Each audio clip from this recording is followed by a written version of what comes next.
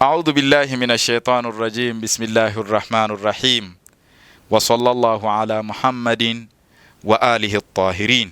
Al-Imam Zainul Abidin anaingia kwenye kipengele kingine cha kuzungumza au kuzungumzia huquqal af'al, haki za vitendo. Tulikuwa tunazungumza au tukizungumza kuhusiana na haki ya viungo tukamaliza, lakini sasa anaanza kuzungumzia haki za vitendo.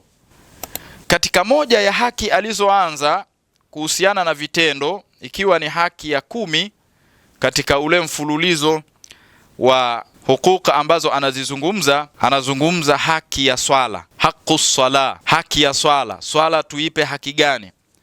Anasema fa amma haqqus salati, na ama haki ya swala, fa anta'lama annaha wifadatun ila Allahi ta'ala, ni wewe kutambua ya kwamba hii swala unayoiswali ni ihsan. Hii swala unayoiswali ni njia ambayo inakupeleka kwa Allah subhanahu wa ta'ala. Lakini vile vile utambue unapokuwa katika swala, Imamu anasema unapokuwa katika swala ujue kwamba umesimama mbele za nani?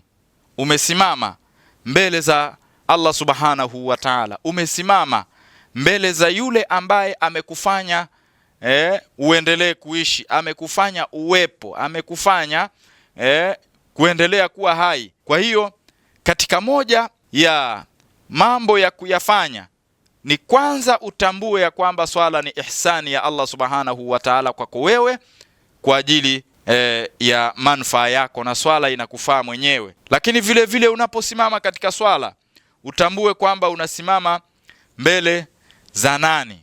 Unasimama unazungumza na Allah subhanahu wa ta'ala kwa unyenyekevu, kwa utulivu, na hisia zako zote ukazipeleka kwa Allah subhanahu wa ta'ala, kwamba upo unazungumza mbele za Mwenyezi Mungu subhanahu wa ta'ala. Kwa hiyo tuipe swala haki yake.